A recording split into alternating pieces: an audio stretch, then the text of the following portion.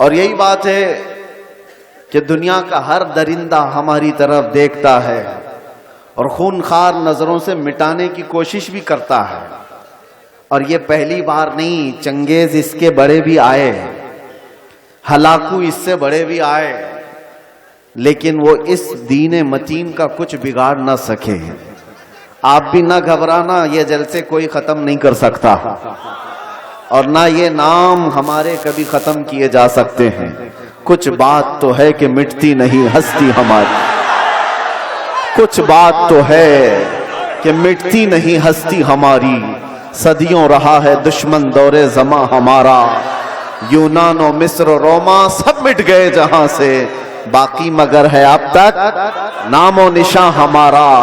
توحید کی امانت سینوں میں ہے ہمارے، آسان نہیں مٹانا نام و نشاں ہمارا. اور اس کو سن کر دائیں بائیں رضا والے بلند جب اپنی صدائیں کرنے لگتے ہیں، منافق اس کو سن کر دائیں بائیں محبت سے جب کوئی کہتا ہے یا رسول اللہ، فرشتے اس کے حق میں بخشش کی دعائیں، فرشتے اس کے حق میں بخشش کی دعائیں کرنے لگتے ہیں. رضا والے بلند جب اپنی صدائیں کرنے لگتے ہیں، منافق اس کو سن کر دائیں بائیں کرنے لگتے ہیں. محبت سے جب کوئی کہتا ہے یا رسول اللہ، فرشتے اس کے حق میں دعائیں بخشش کرتے رہتے ہیں. حضرات، راحت اندوری کا ایک شعر ہے کہ فیصلہ جو کچھ بھی ہو منظور ہونا، جنگ ہو یا عشق بھرپور ہونا، لبیک یا رسول اللہ، لبیک یا رسول اللہ، لبیک یا رسول اللہ. حضرات، بڑی تیزی کے ساتھ محافظ ناموس مصطفیٰ کا نام سلمان اظہری ہے.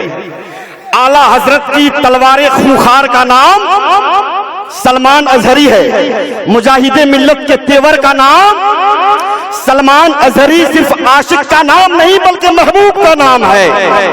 صرف عاشق کا نہیں بلکہ محبوب کا نام ہے. میں بڑے ادب کے ساتھ، بڑے احترام کے ساتھ محافظ ناموس مصطفیٰ، خلیفہ حضور تاج الشریعہ، مفتی دین و ملت، محقق مسائل جدیدہ، حافظ احادیث کثیرہ، حضرت علامہ مفتی سلمان اظہری کی بارگاہ میں التماس کر رہا ہوں کہ ناموس مصطفیٰ پہ جو قربان آ گئے، ناموس مصطفیٰ پہ جو قربان آ گئے، یعنی فدائے والی جیلان، یعنی فدائے والی جیلان، عشاق نبی کا امنڈنے لگا ہجوم. موہنیا میں جو حضرت سلمان، موہنیا میں جو حضرت سلمان آ گئے. لبیک یا رسول اللہ، لبیک یا رسول اللہ، لبیک یا رسول اللہ. اب آپ اللہ کی کبریائی بیان کریں، اپنی محبتوں کا اظہار کریں. نعرہ تکبیر. بالکل بلند آواز سے شاکر اعظمی نے کہا تھا کہ مرنے کے لیے دین پر تیار جو بھی ہو، مرنے کے لیے دین پر تیار جو بھی ہو، آ جائے شہادت کا طلبگار. دجال سے ڈرنے کی ضرورت نہیں ہمیں، مرضی خدا کی چلتی ہے سرکار، مرضی خدا کی چلتی ہے سرکار. جو بھی ہو استقبال کریں. نعرہ تکبیر، نعرہ رسالت.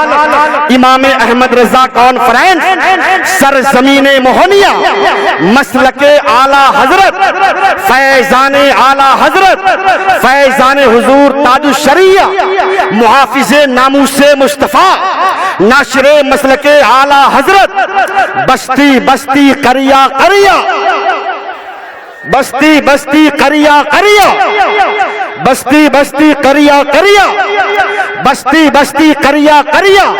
لبیک یا رسول اللہ، لبیک یا رسول اللہ، لبیک یا رسول اللہ، لبیک یا رسول اللہ. حضرات، میں چاہتا ہوں کہ ایک شعر میں دوبارہ پڑھ دوں.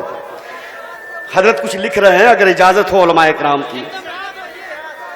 اہل سنت کا وہ چٹان کھڑا ہوتا ہے، اہل سنت کا وہ چٹان تنہا رہ کر بھی طوفان، تنہا رہ کر بھی طوفان، عظمت سرور کونین پر جب حملہ ہوا، آگ میں کودنے سلمان، آگ میں کودنے سلمان، آگ میں کودنے سلمان، لبیک یا رسول اللہ، لبیک یا رسول اللہ، لبیک یا رسول اللہ، لبیک یا رسول اللہ، لبیک یا رسول اللہ۔ سبحان اللہ سبحان اللہ۔ ہمارے بڑے عزیز محترم مکھیا عادل رضا الحمدللہ، جن کی بہت کوشش رہی حضرت کی آمد کے لیے، اللہ رب العزت ان کی کاوشوں کو قبول فرمائے۔ عزیزم محترم سبتین رضا سمیتی، عبدالرحیم ماما، شکیل امام، بابو اختر، میں سبوں کا نام تو اتنی جلدی نہیں بول سکتا، بہرحال جو ذرہ جہاں ہے اس کانفرنس کے حوالے سے وہی آفتاب ہے۔ اللہ پاک ہم سبوں کی کاوشوں کو قبول فرمائے۔ لبیک یا رسول اللہ۔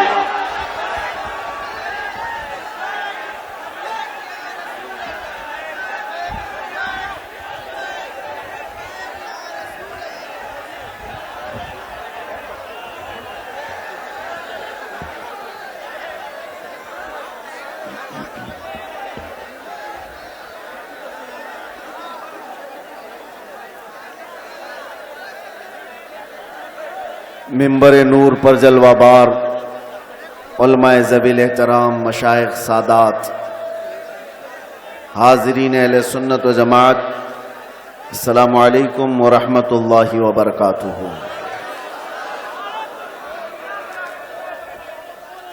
الحمدللہ، الحمدللہ الحنان المنان الذي خلق الانسان وعلمه البیان، والصلاة والسلام على رسوله سید الانس والجان وعلى آلہ واصحابہ ذوی الخیر والإحسان، اما بعد فأعوذ باللہ من الشیطان الرجیم، بسم اللہ الرحمن الرحیم۔ ان ینصرکم اللہ فلا غالب لکم وان یخذلکم فمن ذا الذی ینصرکم من بعدہ وعلى الله فليتوكل المؤمنون، صدق اللہ مولانا العظیم۔ بارگاہ رسالت معاب صلی اللہ تعالی علیہ وسلم میں درود پاک کا ہدیہ پیش کریں۔ اللہم صل علی سیدنا محمد معدن الجود والکرم وآلہ واصحابہ الکرام وابنہ الکریم وبارک وسلم صلاة دائمة سرمدا ابدا۔ پھر کے گلی گلی تباہ ٹھوکریں سب کی کھائی کیوں، دل کو جو عقل دے خدا تیری گلی سے جائے کیوں، جان ہے عشق مصطفیٰ روز فزوں کرے خدا، جس کو ہو درد کا مزہ ناز دوا اٹھائے کیوں۔ عزیزان گرام وقار، انتظار کرتے کرتے اخیر میرا نمبر آ ہی گیا، اور آپ تمامی حضرات کو دیکھ کر ایسا احساس ہوتا ہے کہ میں جب اس جلسے میں آ رہا تھا تو گاڑی والوں سے پوچھ رہا تھا کہ مجھے کون سے کھیتی میں لے جا رہے ہو، پگ ڈنڈیوں سے گزرتے ہوئے یہاں آ رہے ہیں۔ اتنا بڑا جلسے کا نظام دیکھ کر کے ایک بات تو سمجھ میں آتی ہے، سیمانچل کے لوگ صحیح ڈھنگ سے اپنا گھر نہیں بنا پاتے ہیں، لکڑیوں کے گھر، چھپر کے گھر، لیکن میرے مصطفیٰ کے نام پر عالی شان جلسہ تو ضرور سجا لیتے ہیں۔ اس میں کمپرومائز نہیں کیا جاتا، اس میں کوئی کمپرومائز، کہاں یہ جلسہ اور کہاں چھوٹے چھوٹے گھر، کوئی مطابقت نہیں لگتی، اور بہت بڑے بڑے لوگ یہ سب نہیں کرتے، غریبوں کے حصے میں ہی یہ کام آیا کرتا ہے۔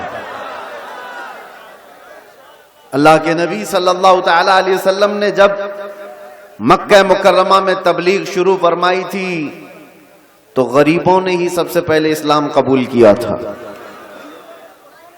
اور غربت میں ہی اسلام پھیلتا رہا۔ آج بھی میرے عزیزوں بہار میں بہت سارے علاقے ہیں، لیکن ہم بہت دور بیٹھ کر یہاں کے الیکشن کی دھمک بھی سنتے تھے تو سیمانچل کی بات زیادہ سنتے تھے۔ اس کی وجہ کیا ہے؟ بہار میں تو بہت سارے علاقے ہیں، بہت سارے ضلع ہیں، اس علاقے کا تذکرہ زیادہ کیوں ہوتا ہے؟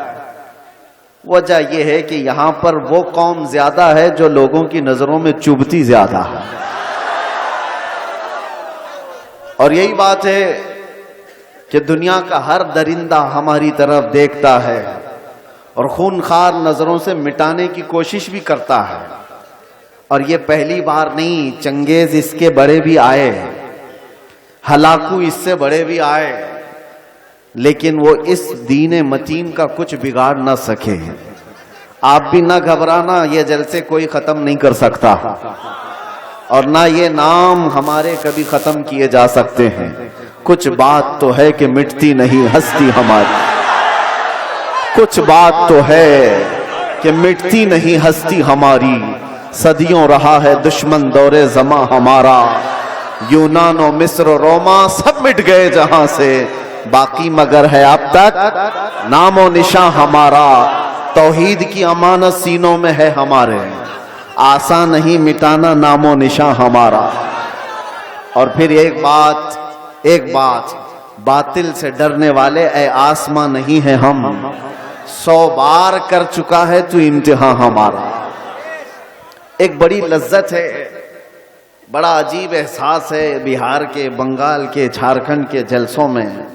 میں بولتا بہت بھی ہوں، آپ لوگوں کے انتظامات و انصرامات کے خلاف بھی، رات بھر سجاتے ہیں اور بہت سارے اس کے جو نیگیٹو پوائنٹ ہے اس پر بولتا بھی ہوں، لاکھوں کا خرچہ کرتے ہیں بہار میں، جلسے زیادہ کرتے ہیں، اس پر بولتا بھی ہوں، لیکن دل میں ایک احساس یہ بھی ہوتا ہے جیسی تیسی ہے قوم، سرکس میں پیسہ برباد کرنے سے میرے مصطفیٰ کے نام پر تو لگاتی ہے،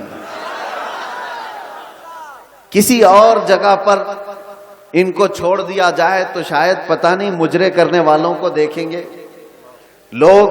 انٹرٹینمنٹ کی دنیا ہے، یہاں نہیں تو کہیں اور محفلیں لگا دیں گے، اسی بہانے کم از کم یہاں شعراء اسلام آتے ہیں، خطبہ اسلام آتے ہیں، اور یہ ایک ایک لفظ پڑھتے جاتے ہیں، لوگوں کے دلوں میں رس گھولتے جاتے ہیں، جیسے تیسے یہ دین کا نظام ان جلسوں کے ذریعے سے قائم ہے۔ بہرحال میرے عزیزوں، ایک بات آپ سمجھ کر کے چلنا، یہاں پر بیٹھ کر تقریباً 1 گھنٹہ مجھ سے پیشتر حضرت مولانا صاحب نے چندہ بھی کیا بہت مسجد کے لیے۔ بہت لوگ سمجھتے ہیں کہ مولانا لوگوں کا کام ہی کیا ہے، چندہ کرنا، رسید لے کے گھومتے رہتے ہیں۔ تمہیں اندازہ ہے دین کا یہ سارا نظام اگر یہ مولوی نہیں ہوتے تو پتہ نہیں تم کیا کر رہے ہوتے۔ یہ مدرسے، یہ مساجد کی مینار، یہ ساری چیزیں ان لوگوں سے قائم ہیں۔ ہوتے ہوں گے چندہ خور لوگ، مگر آپ کو پتا ہے ایک ایک پائی دین کے لیے اعلان کر کے جمع کرنا یہ علماء کی شان ہے۔ کیا ان کے اندر سیلف ریسپیکٹ نہیں ہے؟ کیا مانگنا ان کی بچپن کی عادت ہے؟ نہیں، تمہارے درمیان اگر وہ ہاتھ پھیلاتے بھی ہیں تو دین کے نام پر، میرے مصطفیٰ کریم صلی اللہ تعالی علیہ وسلم کی شریعت طاہرہ کی بقا کے لیے۔ مجھے بات یاد آتی ہے، میرے والد گرامی فرمایا کرتے تھے، الجامعۃ الاشرفیہ مبارک پور آج ہندوستان کی ایک ایسی عظیم یونیورسٹی کا نام ہے جس کے سامنے تاج محل کی اونچائی بھی پھیکی پڑتی ہے۔ تاج محل تو لوگ ٹکٹ دے کر کے دیکھنے جاتے ہیں اور فوٹو کھنچوا کر آتے ہیں، مگر الجامعۃ الاشرفیہ وہ ایسی جگہ ہے جہاں انسان بنائے جاتے ہیں، علماء ربانیین کی ایک بڑی جماعت پیدا ہوتی ہے۔ جب اس کی تعمیر کا مسئلہ تھا، بانی جامعہ اشرفیہ مبارک پور حضور حافظ ملت رحمۃ اللہ علیہ اسی طرح اعلان کر رہے تھے کہ کوئی ہے جو لا کر کے جامعہ اشرفیہ کے لیے کچھ سپرد کرے. آپ کو مارہرہ متحرہ کے سید زادے سید العلماء نے بٹھا دیا اور کہا مولانا آپ بیٹھ جائیے، میں سید زادہ ہوں لیکن اس ادارے کے لیے چندہ میں کروں گا. آل رسول ہوں، مانگنے کی عادت نہیں، کبھی نہیں مانگا. اور اس کے بعد جب سید میاں رحمت اللہ تعالی علیہ نے اعلان کیا تو ظاہر سی بات ہے مجھے یہ علاقہ دیکھ کر کے وہ بات یاد آتی ہے. مولانا تو 11,000 مانگ رہے تھے. وہاں پر چھوٹا گاؤں تھا، چھوٹی بستی تھی. جب مانگا جا رہا تھا چندہ تو ایک بوڑھی عورت ایک مرغی کا انڈا لے کر کے آ گئی تھی. کہا میرے گھر میں اس کے علاوہ کچھ ہے نہیں، یہ چندے میں قبول کر لیجیے. مرغی کا انڈا. یہ لوگوں کے جذبات تھے.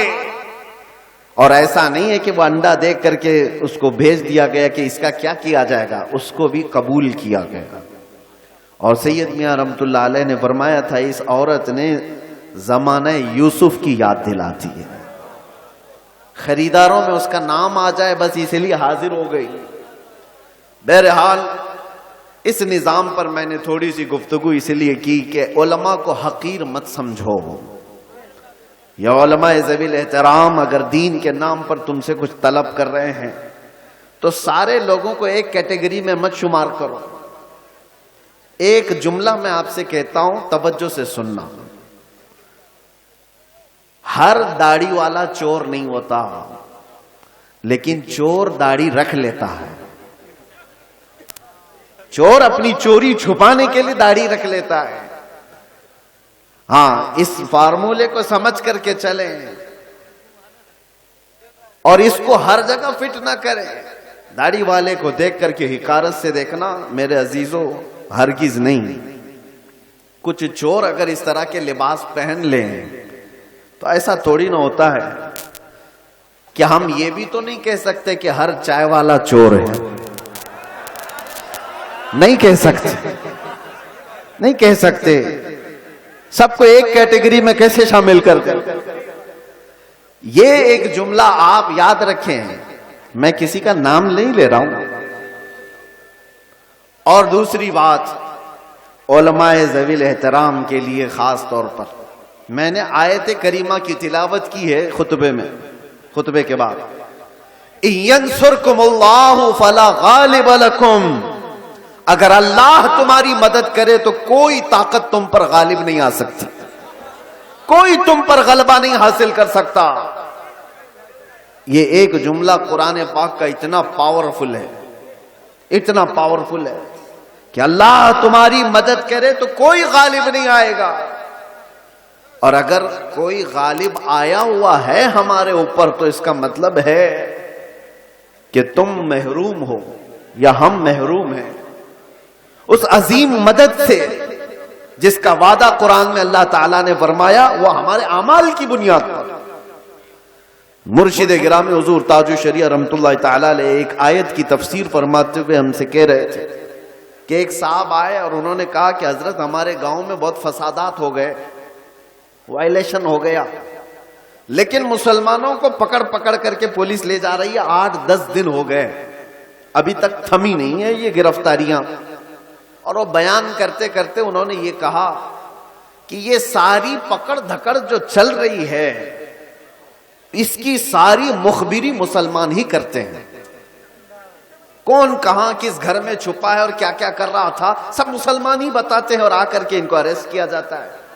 تب حضرت نے ایک آیت پڑھ کر کے ہمیں بتایا تھا. قرآن میں اللہ فرماتا وَلَن يَجْعَلَ اللَّهُ لِلْكَافِرِينَ عَلَى الْمُؤْمِنِينَ سَبِيلًا. اللہ قرآن میں فرماتا ہرگز اللہ تعالیٰ کافروں کو ایمان والوں پر غلبہ نہیں دے گا، کبھی نہیں. لن کا لفظ ہے نفی تاکید کے ساتھ. ہرگز اللہ تبارک و تعالیٰ کافروں کو ایمان والوں پر غلبہ نہیں دے گا. حضرت فرماتے مگر یہ کہ کسی کافر کی مدد مسلمان ہی کرے تو وہ کافر مسلمان کے راستے سے دوسرے مسلمان پر غلبہ کرے گا. بات سمجھ میں آ رہی ہے؟ ایک مسلمان کو ذریعہ بنا کر کے ہی دوسرا کوئی تمہارے گھر پر حملہ کرے گا۔ آج کی حالات پر میں جو بات کر رہا ہوں سنو میرے عزیزو، بہت سارے مسلمان اپنا فیوچر آج بنا نہیں پا رہے ہیں، ان کو پتہ ہی نہیں ہے کس کے ساتھ جانا ہے اور کس کا ساتھ دینا ہے۔